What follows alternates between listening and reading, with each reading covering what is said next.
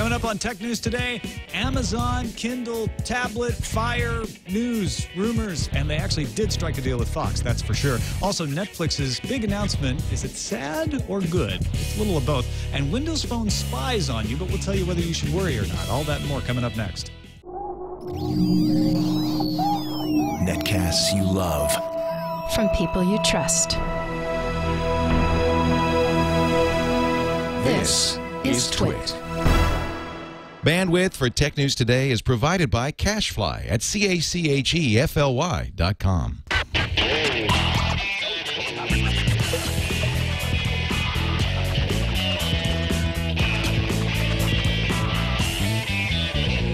This is Tech News Today for Monday, September 26th, 2011. Tech News Today is brought to you by Slingbox, which just turned your iPad into a television. Slingbox has a new iPad app, so now you can watch your home TV on your iPad anywhere you take it. Check it out at Best Buy or slingbox.com/twit.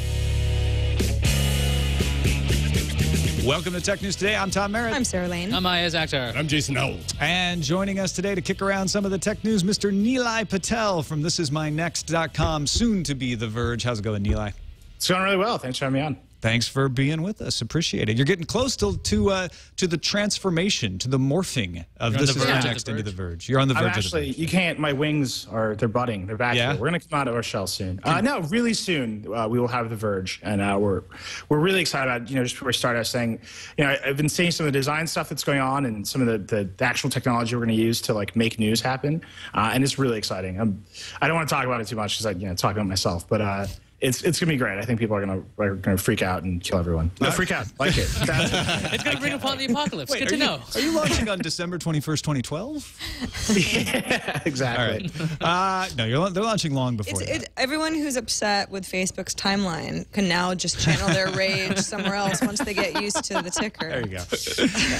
Well, Amazon is not keeping quiet in advance of their big Wednesday announcement. Today, they put out a press release announcing a deal with Fox to bring streaming to their Amazon Instant. That means that if you're not an Amazon Prime subscriber, you can rent things, by piece by a regular rental contract, or you can stream them instantly for free if you're an Amazon Prime subscriber.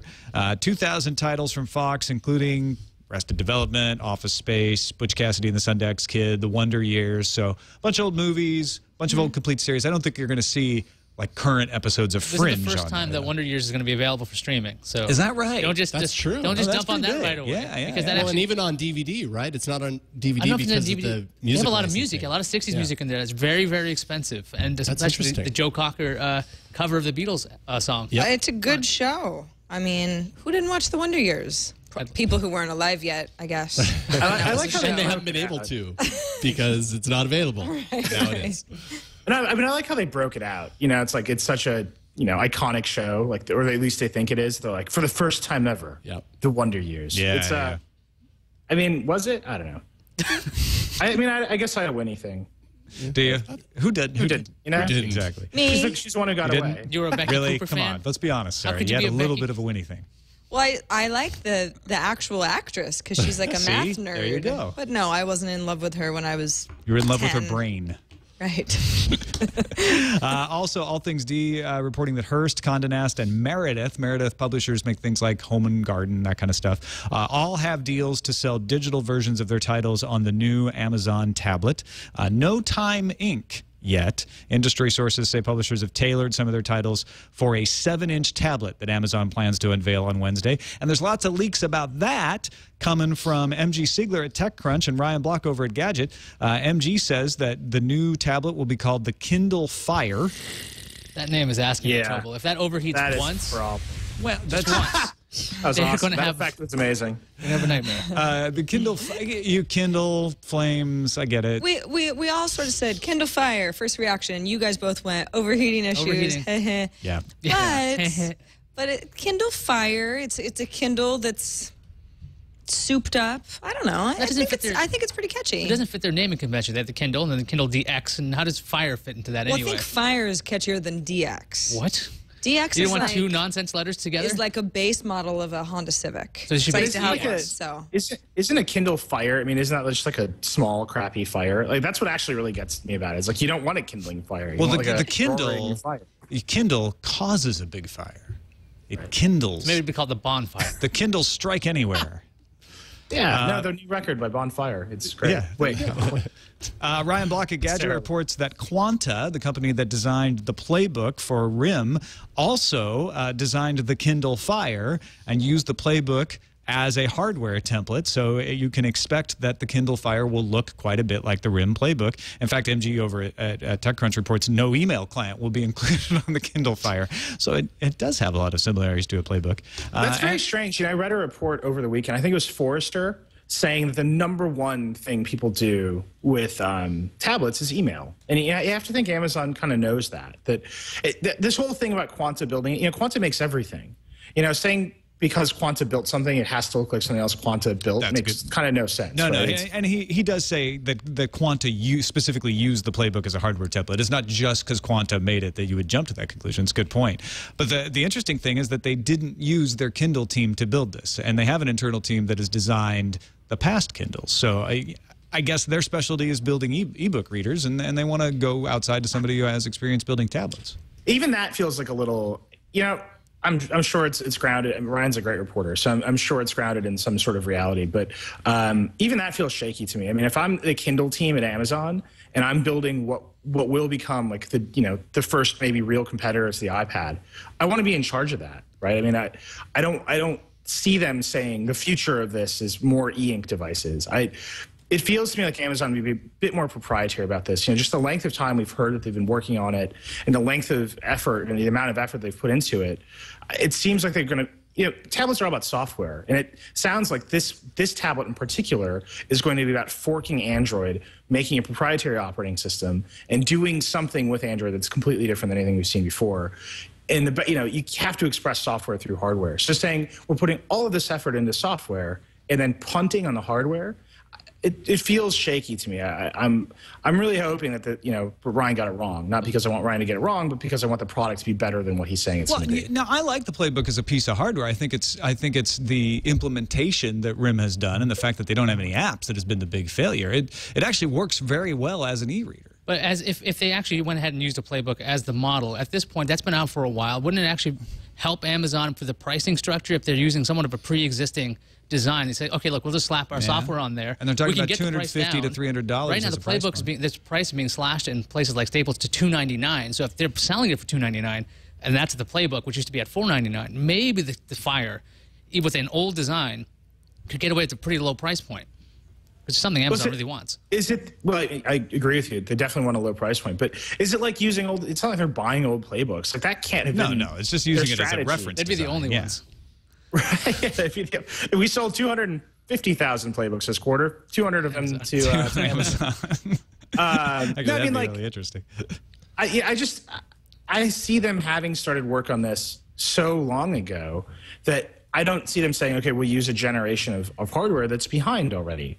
I think there's a way to do it where you want to be on top, and if you have to compete with Apple, doing it with old hardware is not necessarily the way to go. I'm very curious about all this. We're going to be at the event. We'll be covering it. I'm sure you guys are going to talk about it on Wednesday. Yeah, we're going to stream coverage live that morning too. Go looking at all the live blogs and everything. Hopefully there'll be somebody streaming. But of all the events I've been to, I think this is the one I'm most excited to go to, just because I honestly have no idea what to expect from these guys. Well, and Ryan's theory, which I think has some merit to it, is that the Nook Color 2 is coming by the end of this year, and Amazon is rushing to get a tablet out there to compete with it. If that were true, that could cause Amazon to put something out that maybe isn't 100% what they would want. As in no email client. As in something like that. Or maybe they're just like, email makes people unhappy. We're just going to strip it out entirely. And the email clients will be available in the App Store from Amazon and available on the web, so it's not like you're barred from email. But it's... As long as it's not as ugly as the Kindle One, it ought to be fine, I'd imagine. It has to be better looking than that thing. They have to learn something there. That email client thing, I think, points to something bigger, which is that they really did fork Android. Like, Android's gone. It's not there. There's no Google Mail client in there. There's no Google integration at all. They took all that stuff away. So that's a really good point. I mean, that to me is like, this is it. This is, we laughingly talk about Android fragmentation all the time, but here it is. Like, it happened. Like, Amazon took it and they're running with it in a different direction as fast as they can. Well, what I've always looked at is the idea that Google says, look, Android's open. Anybody can use it without a license, but you don't get any of our apps. And Amazon looked at that and said, hey, we can do apps. We'll start an app store. We've got our own streaming. We have, you know, ebooks. Let's do it without Google and see how it goes. I'm interested to see what it looks like, just like everybody else is. Along with the deals being announced, Netflix announced a deal with Dreamworks Animation today that will allow them to stream exclusively the studio's new films starting in 2013. So if we survive the apocalypse and the end of the Mayan calendar, we'll be able to get exclusive access to new Pixar or Dreamworks animation. You wish it was Pixar. I know. Sure that even the last person left on Earth will have forgotten about this by the time they can actually stream Dreamworks content. Yeah, so starting in 2013, they get exclusive access to new Dreamworks animation movies, and then shortly thereafter, they'll get library content like Ants, Kung Fu Panda, and this is a deal that HBO had previously, and HBO is letting Dreamworks out of their contract early in order to do the deal with Netflix. The difference being that Netflix is allowing Dreamworks to sell digital copies of the movies during an exclusive window, whereas HBO said when we have it first on TV, you can't sell any digital copies. So that's why you would see Dreamworks animation movies disappear from places like iTunes when they went onto HBO. Yeah, again, this is Dreamworks Animation. They have like a total of like, what, 22 movies right now? So it's not a huge library that they, well, that's right now. So figure there'll be like, what, 3 more by 2013. Not a whole lot of, but that's like big things like Shrek. These are some quality movies, How to Train Your Dragons, things that actually did pretty well in the box office. So I think it's not like a huge like win for Netflix to get DreamWorks, and they definitely needed to do it for the PR move. But I think it's a good step that if they have competitors out there in the subscription fields and like Blockbuster and now with Dish. If they go, look, we have DreamWorks animation exclusively, and maybe they could use that eventually in the future to go, you know what, other people trust us with this, we can get exclusives later on. You know, this is the future of the media industry now, are going to be these content partnerships. You know, and now that Netflix is kind of like, they have to make this work. Like, they can't rely on the DVD model anymore, right? Because they spun off Quickster. I think you're going to see a lot of aggressive deal making, like, very soon. I mean, we're seeing it today, right? There's 2 deals in one day. It's kind of like, why is that suddenly happening out of the blue? But I think that the real key to all this is that even as these studios are making their deals with the middlemen service providers, they're kind of moving forward with like their ultraviolet initiative to wrap up all this DRM together so that you can buy a movie from Walmart and then you can buy an Amazon device, you can stream it, and it's the same DRM that's managed centrally. So it's kind of like they're playing both sides of this thing. And, you know, Netflix is the one who's, I think, eventually going to get squeezed really hard with this. I think DreamWorks, you know, you're right. It's an exclusive that's not an exclusive, right? They're saying you can stream it, but we'll still sell it. And I think that's their out. And I think we're gonna see them making use of that out pretty strongly. And I think Netflix has to get more aggressive about being the real exclusive vendor if they want to survive in a world where the studios are trying to centralize their DRM. Yeah, and this is not the big announcement that's going to save Netflix. And Netflix needs a big announcement that's going to start before 2013 and has a bigger library than DreamWorks Animation has. It's not a bad deal, though. Absolutely not. I always think about when Apple launched iTunes, right? We're at the very beginning. So we have a music store, and we've brought on the 5 biggest labels. Like, let's go. Now, here's a store. It's like, it doesn't have everything. It's only like 200,000 tracks or whatever it was when it first started. But it's like the 200,000 tracks you want. Netflix is like, we don't have everything, but we have these 30 TV shows from the 80s that you might like. You know, and it's like they've got to make a big splash somewhere to have the content people want, which is, I think mostly it's first-run movies, right? I mean, that's what I think I want when I look at Netflix. And I think they've got to find a way to make that happen. Yeah. All right, let's move on to our coverage of patent wars. It's a 3-front war between Apple and Samsung and events in every theater today. Nilay, if you can help us out, let's start with Australia, where Judge Annabelle Bennett may grant a brief injunction over the Galaxy Tab 10.1. They had their arguments in court today, and Samsung has revised the Tab, but it wasn't enough for Apple, right? It wasn't. You know, it's interesting what Apple's going at with these things. It's a combination of patents on user interface features and like deep hardware features, like how the modem works. And so Samsung, it's easy for Samsung to like get out of the user interface ones, right? It's, okay, we'll change slide to unlock. We'll change the bouncing and list and that stuff. And that's kind of what Samsung is saying will change, right? We'll make these changes to software. What they can't do is they can't make changes to things like design patents and how the thing actually looks. And it's really hard for them to go Although in they and slapped their brand name on the front of the thing. So Right. that seemed to be one of the big things they're making. Made by Apple. Not designed in California by.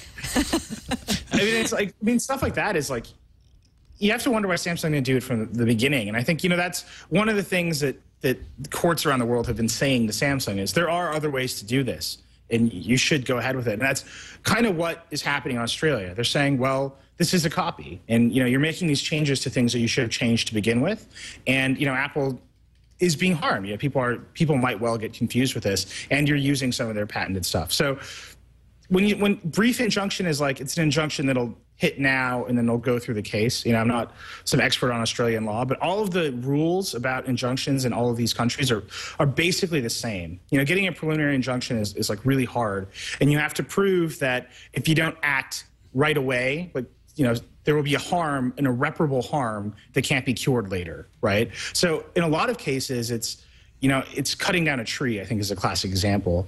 If I come to your house and threaten to cut down your tree, you can go to the judge and say, you have to stop it, because if it cuts down the tree's gone, and you can't just pay me to make it better. And that's like, that's sort of the classic case. So all these injunction cases that are happening now, either Samsung or Apple has to say, if we don't stop this right now, there will be a harm that you can't fix later by just paying me money. And that's going to be the standard for all of these. And, slightly different ways in different countries. And Samsung launched a panzer attack into Apple-held Netherlands, suing, claiming Apple is violating technology patents concerning areas like 3G technology. Some interesting revelations in court there. Apple says it pays a license to Intel Infineon that should cover this stuff, that Intel Infineon has licensed it from Samsung. Also, Apple accused Samsung of a patent ambush and claimed that Samsung is demanding 2.4% of the price of each chip to be paid in royalties. All of this according to tweets from Andreas Udo de Hees, an editor at Dutch publication Weberwereld. I'm totally mispronouncing all of that, so my apologies to the Dutch. But, great. But in essence, this is live tweets from inside the courtroom. Is this any different than what we were just talking about in Australia, except it's Samsung now doing the pushing towards Apple? It's the same standard. It's, unless you stop it now, you can't fix it later with money, right? And I think Samsung, this is more like the Nokia Apple thing, right? Nokia and Apple were fighting over 3G patents, and they eventually settled because everybody needs to share those, and it's understood that you need to share those. But I think Samsung kind of made a tactical error here, because they're basically admitting that they've known about this patent infringement since 2007 when the iPhone was shipped, and now they're saying, well, if you don't stop it now, we'll be irreparably harmed.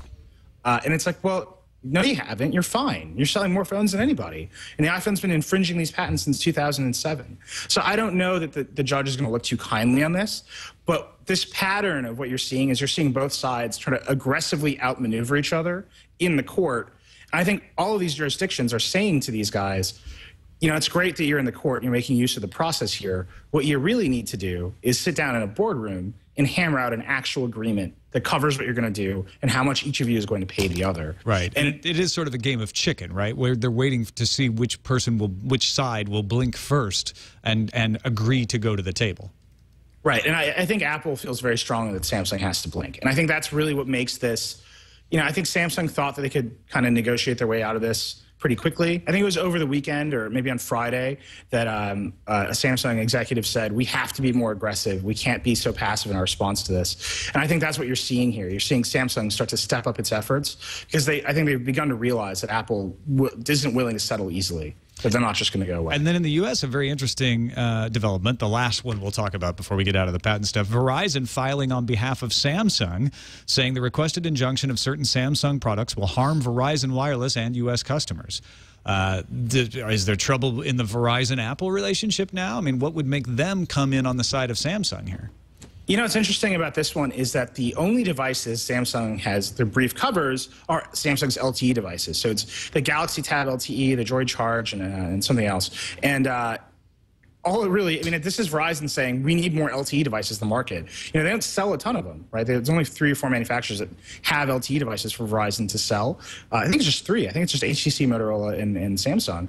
So for them, losing a provider to an injunction over LTE devices will actually harm Verizon. Now, they've wrapped it in what you have to wrap it in because, you know, they're not a party to the lawsuit. So the only reason there's only a few avenues for a third party to file an amicus brief like this, and one of them is in the public interest, right? So Verizon has to wrap it in the language of, well, if we don't sell a lot of LTE devices, the American public will be harmed, which I don't think the judge is going to buy that. I think the judge is going to say, well, you should, you know, you're ultimately Samsung's real customer, and you should have told them, don't copy the iPhone when you spec'd out the Droid charge. And, you know, I'm sure the judge will accept the brief. Whether or not he'll be convinced by it or it will be mentioned in the case or have any relevance to anything I think that's pretty shaky. All of these lawsuits harm my brain in that respect. I wish they would just all figure it out, but they will. It's just a matter of time. Let's take a quick break to rest your brain and tell you about something nice for once. This episode is brought to you by Slingbox. Just in time for the holidays, Slingbox introducing their new iPad app. You've heard us talk about this. The iPad app basically turns your iPad into a television because it takes all of your television and puts it on your iPad and it puts it on your phone and it puts it on your laptop. You can have everything you get, whether it's over the air, whether it's on a DVR, whether it's through your cable system, whether it's even on-demand content. Anything that comes into your television then goes through the Slingbox and then out over your internet connection to your internet-connected device wherever you are, and you don't pay anything else except what you pay for the actual Slingbox and any of the apps that you buy to put on your mobile devices. Check it out.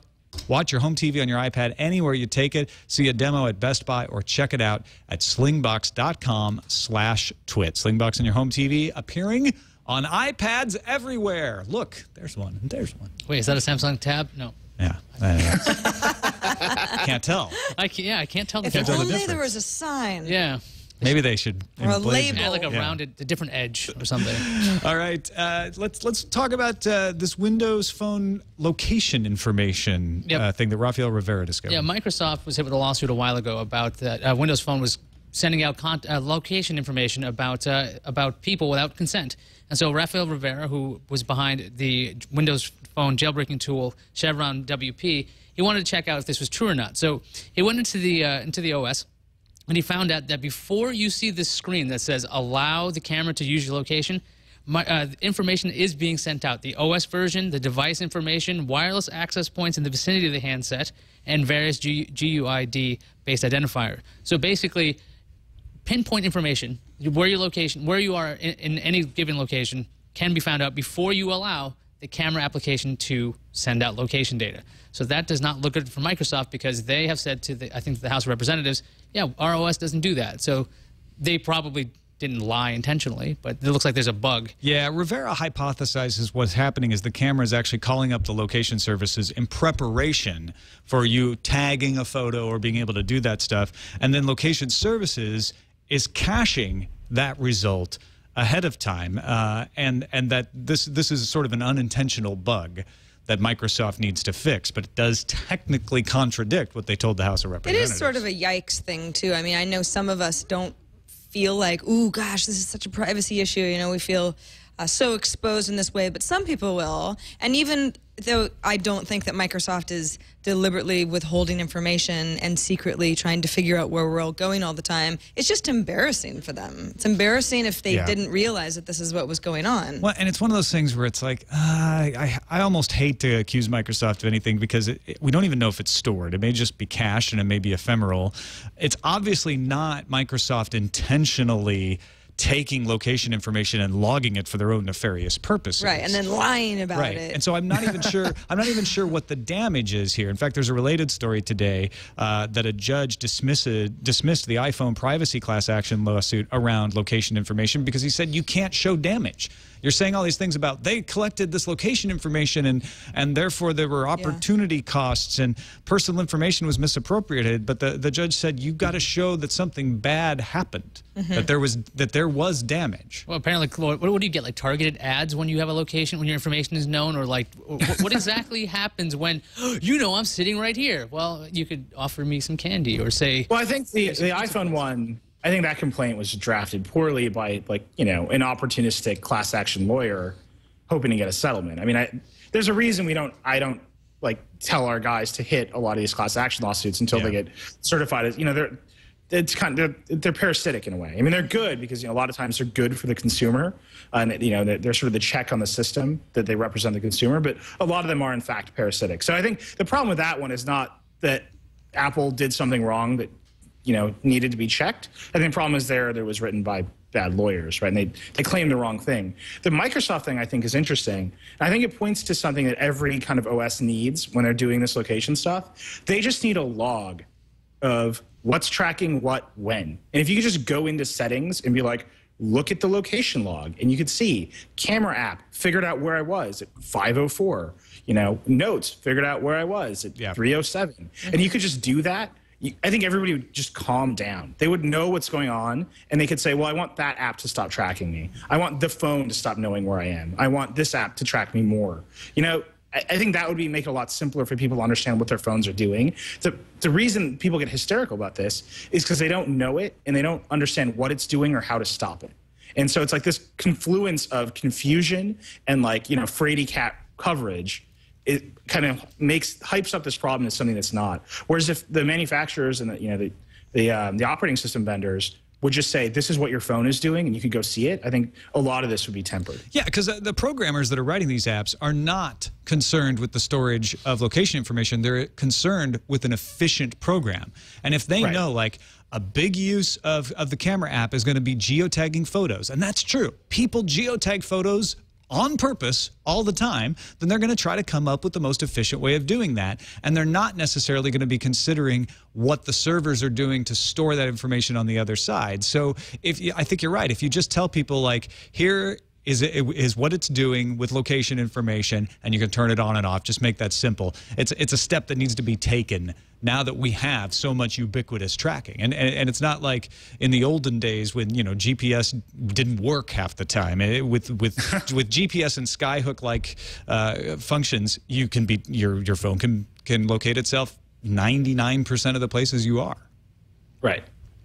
Let's move on to GigaOm's Mobilize 2011, where T-Mobile's Chief Marketing Officer Cole Broadman showed off a couple of new phones coming to T-Mobile. The HTC Amaze 4G will be one of the first two phones to take advantage of the 42 megabit per second HSPA plus. That's the fast HSPA plus that T-Mobile has. In practice, it gets about 8 megabits per second, can spike up to 20, but it's, you know, it's a good fast phone. It's got a 4.3-inch screen, 8 megapixel camera, and it's coming out along with the Galaxy S2. Both these phones have 1.5 gigahertz Snapdragon processors, NFC chips, and 1080p video recording. The HTC Amaze will be $260. The Galaxy S2 $230. Those are both on a 2-year contract, coming online October 10th and in stores October 12th. So a couple of nice phones coming. Can I just say, HTC and T-Mobile need to, like, slow their roll with the phones. It's like, how many in the past 4 months? It's like 5 or 6. It's ridiculous. I mean, how are you supposed to know which one to buy? A MyTouch 4G Slide, a HTC Sensation, the Amaze. I would imagine that. Well, and the Amaze is kind of like dead center between those two phones you just mentioned as far as the features, right? I mean, it's a Sensation. I mean, there's not a lot different between that and the Sensation. It has a better camera, which is great. And it has this new radio in it, which is great. But, like, why would you buy a Sensation now? Why not just kill the Sensation 3 months after you launch it? Well, Nilay, let me tell you, what you're supposed to do is go into the T-Mobile store and let one of their professionals help you. You know, I always ask this question whenever they do this. I always ask. So when somebody comes in your store and says, what phone should I buy? And they hold up, you know, in this case, the Amaze and the Sensation, which one do you tell them to pick? And they're like, well, we evaluate every customer's individual needs. And I'm like, there are not a lot of individual needs that we take a blood sample and evaluate their endocrine system to match them. It could just be T-Mobile pretending they're still a phone company before they get bought. Otherwise, they're going to look like, oh, what are we doing? Nothing. Somebody had to go there. They have to do something and keep introducing these phones. They're like, we have deals with HTC. Just keep putting them out there. They're just punking AT&T. By the way, Broadman also pretty much put to rest the idea that T-Mobile would get the iPhone this year. He said, the ball is in Apple's court. We'd love to have the iPhone whenever Apple lets us know. Later on, he pretty much said, yeah, we don't have any plans to have an iPhone. Not that they don't want it, but it's not happening. Also revealed that over 75% of his company's phones sold in 2011 were smartphones, so a high percentage, with 90% of those powered by Android. Means the other 10% were probably RIM. Yeah, those are BlackBerry phones. Yeah, and that actually is a small percentage of BlackBerry, I have to say. T-Mobile used to be pretty heavy with the BlackBerry phones. Well, RIM's losing ground everywhere, so it's not that surprising that T-Mobile people want to go get these Android phones, or the fact they have hundreds of HTC phones, apparently. Well, let's finish up with this study from the Pew Research Center's Project for Excellence in Journalism about sources of local news. Getting a lot of attention from a lot of folks today because of what it says about how we gather our local news, not national news, but news about where we live. 74% of folks get local news from television still, so television far from dead, but they pretty much rely on it for breaking news, weather, and traffic. It's not for in-depth stuff. 55% get news from word of mouth, talking to their neighbors. 50% get from radio. Now, these numbers aren't going to add up to 100 because people get their news from multiple sources. So 50% get their news from radio, including traffic and political news, particularly. 50% get it from the newspaper. Newspapers they rely on for local events, crime reports, cultural events like museum openings and stuff, local government news.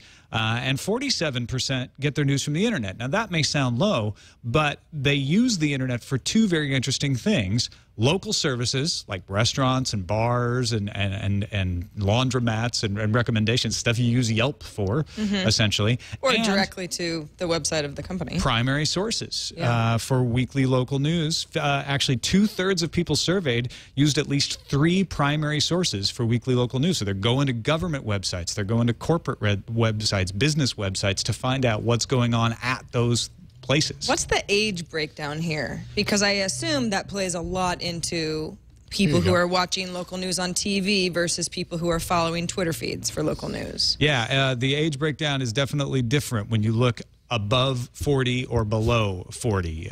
Television takes a big hit when you look at age 18 to 39. It's interesting. I actually have a friend who works in local news in the Bay Area, and they do a lot of stories about the internet and social media and ways that people connect with each other. Well, and I it's wonder if weird that's just because I'm like, who's Well, you're watching? in the Bay Area. Yeah, I mean that's the industry here. Is that why? Well, I guarantee you, my hometown newspaper in Racine, Wisconsin, is not running Twitter stories. It's not. It's a little different there. Well, I wouldn't say it's necessarily this, the story of who's leaving Twitter, but more the local news really trying to use the internet to connect with their viewers more. I see what you're saying. Twitter it's interesting. feeds and things like that. Yeah, no, I think that stuff is great, right? Because I think there's a generation of people who are working local news who realize that the small town newspaper is not the future, right? And I think that's what you're seeing in the age shift. It's, okay, well, I'm in the community, I'm doing reporting here. How do I connect with most people? Well, this Facebook page is more effective than our WordPress site or whatever that we're running our newspaper CMS on. And I think that's actually kind of the difference here is that, like traditional newspapers, you could buy a printing press and then you would basically get the same newspaper as the New York Times is printing in Racine, Wisconsin, right? It can generate essentially the same product. But digital news online is a technology-driven thing. And you have to have like a team of people to build a technology product for you to get news on the internet. And that's actually, maybe this is just my perspective because I'm trying to build a technology product to get news to people right now. But that's actually really hard. And like knowing how design works on the internet, knowing how a CMS works, and figuring out how to serve news to people is a challenge. It's a technical challenge. And I think that's why local news right now is that's why it skews to like television for people. And that's why people go to primary sources, because the local newspaper website probably sucks. Right, and I think that's what most people are finding, and that's why they're not caring about it as much as they could, and why they go to services like Twitter or Facebook, where the reporters can use a better tool to distribute news to people. The best of Racine County results are in. That's the top story at the Journal Times. I will say the Journal Times that I grew up reading the Journal Times, and my dad drove, and I was on the political radio thing. My dad drove me to middle school every day, listening to Rush Limbaugh on the radio. So. I do think I understand what's happening in America. What's going to happen is that television and radio are going to migrate to your phone and your computer as we get better and better ubiquitous wireless access, and people realize, oh, I can plug my phone in to an aux jack in my car and listen to anything. They'll start doing that for their radio, because they'll get used to wanting to do it for other things, and the phone will sort of replace the radio. I see that happening, but that's going to take a while, maybe a couple of years, few years to happen. Well, and I think radio survives this transition, and maybe television better than newspapers, because newspapers, nobody's going to pick up that piece of paper anymore. Well, there's this just in once it's printed. You just can't do that. It's funny. Our local paper, my local paper is the San Francisco Chronicle, has a website, which is sfgate.com, which is pretty good. But it's like I don't even really go there anymore, because I found my favorite columnists on their Twitter feeds or sometimes their individual sites. So yeah, it's kind of fascinating the way that we decide to get our information. Back to the whole age thing. I mean, like the generational shift. I mean, I know. Back when I was in college, it was the last generation of people who still had like televisions, because the next, like the freshmen didn't after a while, and like you just have a computer after a while. You don't bother. You're like, okay, why would you need a television? You get all your content a certain way, and the fact is you can communicate a lot more directly with Twitter, and you have word of mouth kind of being like, okay, what's trending? That's more important to you than like what's coming out on the local news at 6 o'clock. Oh, okay, they're going to talk about this horrible story first, and then the next thing. I mean, it's much more on demand. You want to know what's going on about a particular thing at the certain time you want to, and television just doesn't bring that nowadays. No, they've got their old I mean, I used to work in television, so it's like, coming up at 6, what did Mark Zuckerberg introduce at F8? And you're like, are you kidding? Everyone already knows that. Should I look that up now, or should I wait? The chemicals in your closet will kill you. And what Mark Zuckerberg's announcing. Coming up at 10. That was another interesting thing in this survey, is that nobody goes to television websites. Television has not done a good job of convincing people to use their presence on the web, and that's a dangerous thing for television. But do you know why I would go to a television website? It's to watch television. Like if I'm going to the ABC News website or whatever, like I just want to watch the thing that I want to watch. I actually find that incredibly frustrating. I think all these broadcasters are missing an opportunity. Yeah, absolutely. Where you could just go and watch they're already selling the ads. They could just count more viewers. I mean, that's what they do, right? They show ads to people. So I don't know why they can't just show them to me on my computer. They want to frustrate you to watch it on TV, clearly. I mean, have you been to the network sites where you're like, where is the video anyway? Right. And it's like, well, I guess I'll just watch Justin TV because you didn't figure this out. Like, that's what I'm going to do, because it's easier for me to do that than anything that you're doing right now. All right, let's move on to the news fuse. A J.P. Morgan report said that Apple had cut back its orders of iPad parts by 25%, and then people started to think maybe this meant demand for the iPad was dropping, which led to Apple's stock price taking a small hit. However, some analysts think that J.P. Morgan got it wrong. Gene Munster of Piper Jaffray thinks J.P. Morgan misinterpreted Apple's supply chain information, and Chris Casso, an analyst at Susquehanna, called the report misleading and argued that Apple's shift is just a scheduling adjustment and not a cut. We'll have to see. In other iPad news, remember those rumors of a Facebook app for iPad? Lance Ulanoff over at Mashable is reporting Facebook is going to launch its long-awaited iPad app at Apple's iPhone 5 launch event on October 4th. Former Facebook engineer Jeff Verkoyen recently wrote a blog post saying that he had headed up a team. They built that app. It had been feature complete for months. He's since modified the blog post to remove specific references to time periods and mentions of the app. He's also announced that he's off to Google's mobile team. A blurry shot of a slide at a Google-sponsored event shows definitive proof that the Google Drive is coming. Apparently, Apparently, G Drive has been in existence since 2007 and has been internally tested, killed, and might actually just end up as a new name for Google Docs. You could upload files to Google Docs since last year, and the rumors also say you should expect some kind of desktop syncing application like Dropbox. I think that makes sense. You just make Google Docs the Dropbox of Google, because it's almost already there. If they ever do Chrome OS right, they want to have this. Yeah. 3 senators are less than thrilled with OnStar. The company said it would continue tracking former customers unless they opt out. We talked about that on Friday. Senators Al Franken and Chris Coons penned a letter to the company that said the move appears to, quote, violate basic principles of privacy and fairness. Senator Chuck Schumer wrote to the FTC, calling OnStar's decision one of the most brazen invasions of privacy in recent memory. No, Chuck Schumer sounds totally different. YouTube is going to start offering scheduled programming on new channels, according to the Wall Street Journal. Google's currently getting all the deals done to bring fashion and sports content, for example, to YouTube. Programming could be ready in as soon as 60 days, but the service wouldn't officially launch until early 2012 with about a dozen or so channels.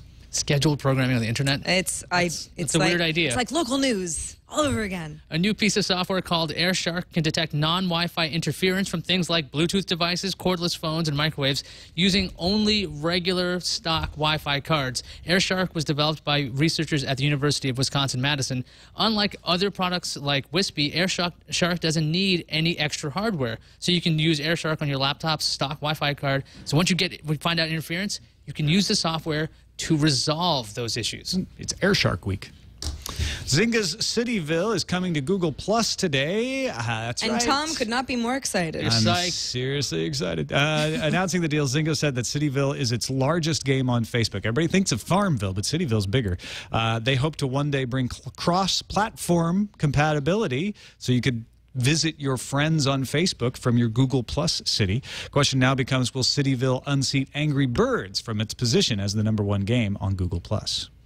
That is the question. This is my next. I heard those guys were pretty cool. Good folk. That's what I heard. They have details about the Motorola Zoom 2 Media Edition. The tablet would have an 8.2-inch HD screen, weigh a little under a pound. So if you're wondering, well, what does Media Edition mean? This Zoom 2 will have a subwoofer along with an integrated IR remote so that you can control home theater components. Pretty cool. The Media Edition will also be pretty tough. You know, you can shake it around a little bit with a splash-proof Gorilla Glass display with a magnesium and aluminum chassis. And it looks a lot like the Photon 4G, and it looks nothing like an iPad. There's a crazy idea. No, Motorola's designs, we had a bunch of leaks. All their designs are super different now. It's kind of like all these companies realized that you could do something other than design a plain back square. What an idea. Who knew? Maybe the circular. I can't wait for the circular tablet. That's next.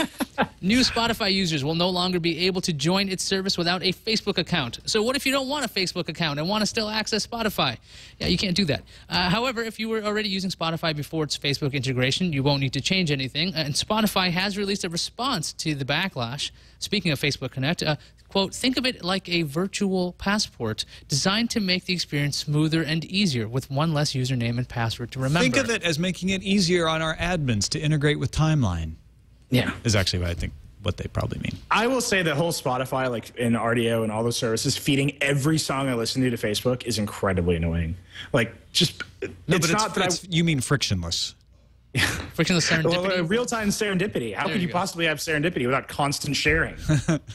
I agree. It's just, it's like, I'm not interested in what anyone else is listening to. It is in the ticker on the right. I think that is a more elegant way of handling it than having it constantly spamming the news feed. But if I want to know so badly and I'm connected with these people socially, I will connect with them socially via RDO or Spotify. I don't need it. But it's easier. You have a passport. No, I get. It's supposed to. All right. Let's move on to the randomizer.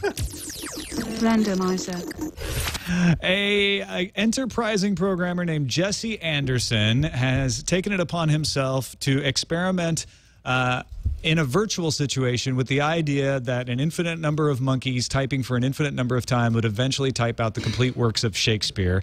And he's making good progress. It turns out he's taking some shortcuts, though. He is allowing the virtual monkeys, so to speak, to spit out, I don't know, a string of like 9 letters at a time. And then his program scans that to see if they match letters from anywhere in the complete works of Shakespeare. If they do, he holds them and says, okay, we've got this part. And so he's building up the complete works of Shakespeare from these strings and making good progress there. He's not waiting for the entire works to be printed from beginning to end without a mistake. The weird thing is he's just doing this on his home computer. He didn't farm this out, didn't create he did farm that out to Amazon EC2, right? But then it was costing him too much money, so he's moved it back to his home computer. He's got to work on some kind of virtual monkey Shakespeare at home project for like PS3 cycles to be used, so we can have millions of virtual monkeys at home. Feeding into our Facebook timelines. That's the key that this is missing. Just wait till he discovers Cityville. I want every successful 9-character, 26-character string to show up in my ticker. Leave nothing out. I need to know. I like Ars the future of media. Ars Technica wrote and said, what Anderson is really showing is that a lot of very carefully supervised monkeys can eventually bang out fragments that cover a substantial portion of Shakespeare's text. But they're still monkeys. Well, they're virtual monkeys. Did you read I think the Telegraph did an article where they talked about a real experiment. They were comparing it to a real experiment with real monkeys.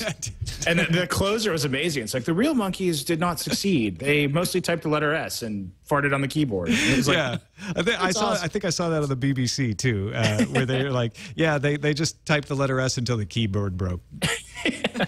So it's just like Shakespeare. That was an early known work of Shakespeare. Yeah, Play. I don't know where to go from here. As Roland Emmerich will show in the movie Anonymous, those monkeys weren't even Shakespeare at all. They were a nobleman. Let's move on to the calendar. The HTML5 Developer Conference takes place in San Francisco tomorrow at the Westin, tomorrow, September 27th. Also tomorrow, the 27th, Google was founded back in 1998. Or so was it? Happy 13th birthday eve, Google, if this is indeed your birthday. They have lots of birthdays there. There's the whole, like, here's when we were founded. Here's when we were incorporated. Here's when we got our first check. Here's when we just started working on a concept called something else. Here's when we got an argument with Yahoo and then decided to change our birthday. Here's when we began tracking your every move. Here's your birthday. That's a different Well played. Very good. Good one. Amazon's holding a press conference on Wednesday, the 28th, around what's now believed to be called the Kindle Fire, and it's starting at 7 a.m. Pacific time. We will be here live here on TWiT covering it, and by we, I mean Tom and Leo, because that's early. Yeah, we'll be starting the fire. Definitely tune in. It'll be a lot of fun. Samsung's first Windows Phone Mango handset has been rather elegantly named the Omnia W. Sounds like a luxury hotel. It's launching in October. Yeah. It really does. Well, it's two. It's a combination of two luxury fusion. hotels. Yeah. AT&T is starting to throttle wireless users this week. Now, if that gets you upset, these are unlimited data plan smartphone users that are in the top 5% of heaviest data users in a billing period. And AT&T's like, the vast majority of unlimited plan people are not going to be affected. And if you're on a tiered plan, this doesn't even apply to you. We will have to wait and see. If it starts applying to you, let us know. And Star Wars, The Old Republic, will launch on December 20th in North America and December 22nd in Europe. Although, Tom, you said that if pre-order folks might get it even earlier. Let people who pre-ordered in early based on how early they pre-ordered. So, you know, if you pre-ordered, you might get a little bit before December. Right on. Time for incoming. And that was Hate Bad Design's submission for incoming. I like that. I love it. Matt from Indiana called up 260-TNT show and let us know his concerns about Facebook's timeline. And here they are. Hey, Tech Crew. This is Matt from Indiana. I just had a thought. I don't know if it's old news already about the Facebook timeline. I feel like that's going to be a perfect opportunity for a security problem. I know for my bank website, if I forget my password, I could enter in a bunch of personal information about myself, like the year I was married, my maiden name for my wife, or like a pet's name. I feel like all of that stuff is going to be on that Facebook timeline, and it's going to be a really big security breach and resetting passwords for a bunch of different sites. I just thought it'd be something to bring up, and I want to hear what you guys had to think about it. Thanks. Yeah, Matt, that is a fair concern, which is why you should be careful who you share your timeline with. But more importantly, forget Facebook. When you are given those challenge questions to answer, do not use real answers for those questions. That is very important, because if you use dictionary terms or easily discoverable information like your mother's actual maiden name, which is easy, really, it's not that hard to discover, then you are actually creating a much less secure entry into your account than your password. You could have the most secure password in the world, but if your challenge question, what city were you born in, is what's it? Yeah, scroll down, there it is. Although I will say, I do find it funny when like Citibank operators like call to confirm like security stuff. And they're like, what's your mother's maiden name? And I'm like, Mustang 95. Yeah. She had a weird family. she was from Palestornia in Western Asia, Europe. Yeah, no, it's true. Don't use real information there, but use secure information like Mustang 95. Of course, now we can all get into I have to change everything now. Yeah, exactly. On to the emails. Einal wrote in and said, in TNT 334, you discussed concerns regarding Meg Whitman's enterprise experience. Was it Lou Gerstner, the person who turned around IBM in the 90s, from American Express and RJR Nabisco? He was an outsider from day number one and was proud of it until the end. In his book, Who Says Elephants Can't Dance?, he points out that the fixes he did were unique to IBM because of its culture and complexity. I think HP is close enough. So it's a good counterpoint to the idea that, well, Meg Whitman doesn't have enterprise experience. Maybe that's what HP needs? Yeah, but American Express and Nabisco aren't anything like eBay, as far as I can tell. So, I mean, even if IBM is like HP, his analogy doesn't work. Yeah, I mean, American Express and Nabisco share one major common attribute with IBM, which is that they're huge, dominant companies in the field, right? So he had experience managing companies of that size and scope. I mean, that's not to say Whitman won't do a good job. I think the biggest question for Meg Whitman is she in charge? Or is Ray Lane in charge? Because every time I see them do anything, it's both of them together, and Ray Lane is talking, and Meg Whitman is smiling and shaking her head. There do seem to be possible strings attached to her arms and mouth. Which that's not her, right? I mean, that's not her personality or her reputation at all. It's very strange. I'm very curious to see how that plays out. Next email from Dylan in Monroe, Wisconsin, who says, if Blockbuster streaming is only available to Dish customers, what could possibly make it any different than Dish On Demand that's currently built into every Dish set-top box? Why have two competing products? To me, the Surface offers nothing of use to customers until it can be used by anybody, regardless of content provider. All it's going to do is cannibalize DVD sales, or DOD sales, rather, and eventually fail because it was poorly implemented. He means VOD sales, maybe. VOD Dish sales. On Demand, I was like, that's what he means. Oh, DOD? Dish, okay. Yeah. No, I was like Department of Defense. But they sell a lot of things. Their But, proprietary on-demand service, DOD. Eventually failed because it was a poorly implemented, albeit potentially great service. I think the Dish On Demand stuff on the set-top box is only in the set-top box. I don't think you can get it on PCs like you will with Blockbuster, which also has an Android app. So I think the reason why they're going with that is that Blockbuster already has a pre-existing application that you can use. That probably has a better name than going. Well, I know that's strange to say. Better name than Dish. It's a well-known name. Whether or not you're a Blockbuster fan, everyone knows what Blockbuster does. Yeah, everybody knows what it is. I actually think the Blockbuster service is going to be great for Dish customers. I mean, it's cheap, right? It's $10 a month or whatever, and it's like, and you customers get it free, and you get DVDs in the mail and video games in the mail, and you get to stream all these movies, and they're going to be competing for exclusive streaming rights against Amazon and Netflix, just like everybody else. And if I was a Dish customer, I would definitely cancel Netflix and pay the $10 a month for this. I mean, I think it's like a no-brainer to me. It's a bigger deal for DirecTV and maybe Comcast and Time Warner than it is for Netflix necessarily, because it just gives Dish a big advantage. That's my take on it. Might have more access to network stuff, like the latest run things, versus this other streaming service that Blockbuster will have. So the real thing Dish needs to do is make sure it's easy to find one or the other, whatever the service may be. Sure. All right. Thanks to everybody on our Reddit for submitting stories and voting them up or down, helping us figure out what to cover today. Pete C., Sorello, Jotted, PC Guy 88, Matt 3, Draconos, all kinds of other people were in there today. TechNewsToday.reddit.com. Look at it every day. Submit some stories, or even if you don't have time to submit stories, just vote for a couple that you want to see. And thank you, Nilay Patel, for joining us. Always a pleasure. It's always great to have your insights. Let folks know what's going on with The Verge and This Is My Next and where they can find it. Well, we're at thisismynext.com. Soon we'll be at theverge.com sometime soon within this season. And it's always great to be on. Thanks for having me. Yep. Thanks again, everybody, for watching and listening. Twit.tv/TNT is the place to find us on the web. 260-TNT show is our phone number, and you can email us TNT@twit.tv. Nate Langston from Wired UK joins us tomorrow. We'll see you then.